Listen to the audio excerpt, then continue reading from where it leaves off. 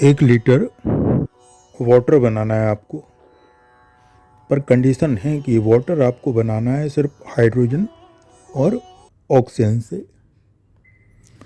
Good morning. आज जो problem है थोड़ी डिफरेंट है। ये अर्लियर केमिस्ट्री से रिलेटेड है, लॉ ऑफ मास कंजर्वेशन से। तो सवाल ये है कि वाटर का 1 लीटर वॉल्यूम आपको बनाना है, तो हाइड्रोजन और ऑक्सीजन का टोटल मास कितना लेना पड़ेगा, यानी दोनों का टोटल मास कितना लेना पड़ेगा, ये आपके लिए प्रॉब्लम है। तो आप इसका आंसर लिखें कमेंट बॉक्स में कि कितना टोटल मास लेने पर 1 लीटर वाटर हमें मिल जाएगा। तो स्टूडेंट्स, इसमें हम यूज करेंगे लॉ ऑफ मास कंजर्वेशन। अब वाटर की डेंसिटी कितनी होती है? तो वाटर की डेंसिटी होती है 1 kg पर लीटर। माने जो 1 लीटर वाटर में बनाना है वो एक्चुअली मास में 1 kg के इक्वल होगा। अब मास का तो कंजर्वेशन रहता है, तो अगर 1 kg वाटर बनाना है तो एलिमेंट का मास भी 1 kg होना चाहिए। माने हाइड्रोजन प्लस ऑक्सीजन दोनों का टोटल मास होना चाहिए 1 kg, जो कि 1 kg वाटर प्रोड्यूस करेगा और उसका वॉल्यूम एक्चुअली 1 लीटर होगा, क्योंकि डेंसिटी 1 kg पर लीटर है। आई होप आपको ये प्रॉब्लम समझ में आई होगी। और यहाँ हमने लॉ ऑफ मास कंजर्वेशन को यूज किया है।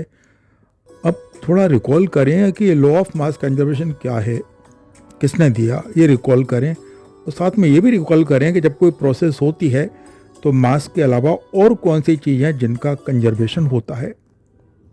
रिकॉल करें। बताएं आपने ये लॉ किसने दिया था? ये लॉ दिया था लेवोइयर ने। लेवोइयर फ्रांस के साइंटिस्ट थे जिन्होंने इस लॉ को 1789 में, माने जब केमिस्ट्री अर्लियर डेवलप हो रही थी, तभी ये लॉ दिया था। और उन्हें बताया था कि किसी भी क्लोज सिस्टम में टोटल मास कांस्टेंट रहता है। तो अगर कोई प्रोसेस फिजिकल हो या केमिकल, अगर वो क्लोज सिस्टम में हो रही है तो कोई भी चेंज हो सकता है, वॉल्यूम चेंज हो सकता है या फिर फॉर्म चेंज हो सकता है, कंपोजिशन चेंज हो सकता है, लेकिन एक चीज़ जो चेंज नहीं होती है वो है total mass. Total mass present in the close system always remain constant, ऐसा उन्होंने अपने थीसिस में लिखा। तो आपको समझ में आ रहा है कि लॉ ऑफ मास कंजर्वेशन क्या है। सिंपली अगर कहा जाए कि अगर सिंपली आप बोलेंगे तो ये कह सकते हैं कि किसी भी प्रोसेस में जितना मास अपीयर होता है प्रोडक्ट का, उतना ही रिएक्टेंट का डिसअपियर होता है। माने appeared mass of product is always equal to disappeared mass of reactant, ऐसा हम इस लॉ को बोल सकते हैं। अब तो फिर से मेरा सवाल है आपको कि आप कैसे पहचानते हैं कि कोई इक्वेशन बैलेंस है या नहीं है। तो सामने मैंने एक इक्वेशन लिखा हुआ है, उसे ध्यान से देखो आप। क्रोमियम 6 पॉजिटिव आयन है, सल्फर का डाई नेगेटिव आयन है और बन रहा है क्रोमियम ट्राई पॉजिटिव और सल्फर एटम बन रहा है। तो आप बताएं क्या ये रिएक्शन बैलेंस है? सोच के बताएं क्या बैलेंस रिएक्शन है? बैलेंस रिएक्शन में क्या क्या चीज़ बैलेंस होना चाहिए? 3 चीज़ों की बैलेंसिंग होना चाहिए, मास, एटम एंड चार्ज। अब यहाँ number of atom left and right hand side दोनों सेम है, यानी जितने एटम LHS हैं उतने RHS भी हैं। डेफिनेटली मास भी वही होगा, जितना लेफ्ट में होगा उतना मास होगा।